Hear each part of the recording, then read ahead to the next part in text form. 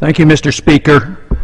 The last nail is being driven into the coffin of the American Republic, yet Congress remains in total denial as our liberties are rapidly fading before our eyes. The process is propelled by unwarranted fear and ignorance as to the true meaning of liberty.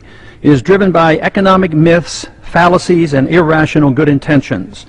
The rule of law is constantly rejected, and authoritarian answers are offered as panaceas for all our problems.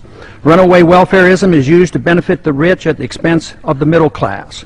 Who would have ever thought that the current generation and Congress would stand idly by and watch such a rapid disintegration of the American Republic? Characteristic of this epic event is the casual acceptance by the people and the political leaders of the unitary presidency, which is equivalent to granting dictatorial powers to the president.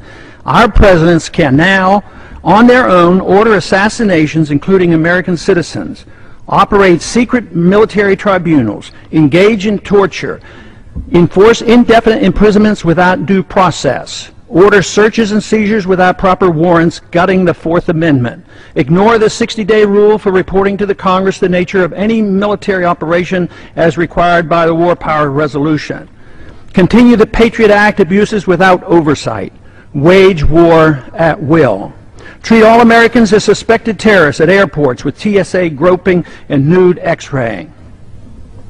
And the Federal Reserve accommodates by counterfeiting the funds needed and not paid for by taxation and borrowing, permitting runaway spending, endless debt, and special interest bailouts.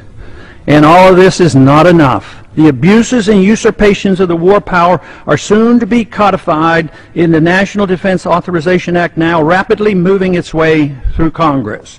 Instead of repealing the 2001 authorization for the use of military force, as we should, now that bin Laden is dead and gone, Congress is planning to massively increase the war power of the president. Though an opportunity presents itself to end the wars in Iraq, Afghanistan, and Pakistan, Congress, with bipartisan support, obsesses on how to expand the unconstitutional war power of the president he already holds. The current proposal would allow a president to pursue war anytime, any place, for any reason, without congressional approval. Many believe this would even permit military activity against American suspects here at home.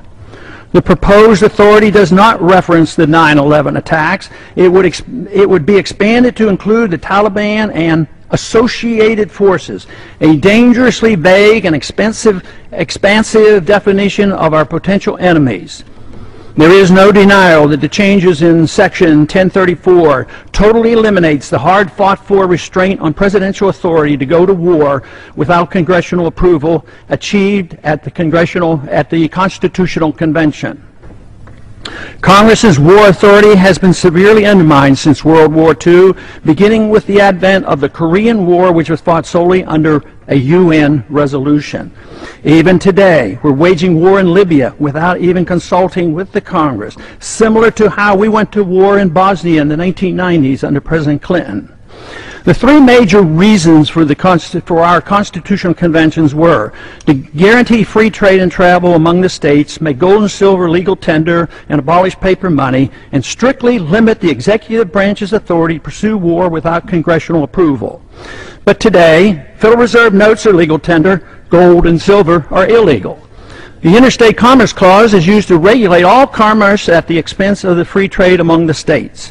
And now, the final nail is placed in the coffin of congressional responsibility for the war power, delivering this power completely to the president, a sharp and huge blow to the concept of our republic. In my view, it appears that the fate of the American Republic is now sealed, unless these recent trends are quickly reversed. The saddest part of this tragedy is that all these horrible changes are being done in the name of patriotism and protecting freedom. They are justified by good intentions while believing the sacrifice of liberty is required for our safety. Nothing could be further from the truth. More sadly is the conviction that our enemies are driven to attack us for our freedoms and prosperity, and not because of our deeply flawed foreign policy that has generated justifiable grievances and has inspired the radical violence against us. Without this understanding, our endless unnamed, and undeclared wars will continue, and our wonderful experiment with liberty will end. And I yield back the balance of my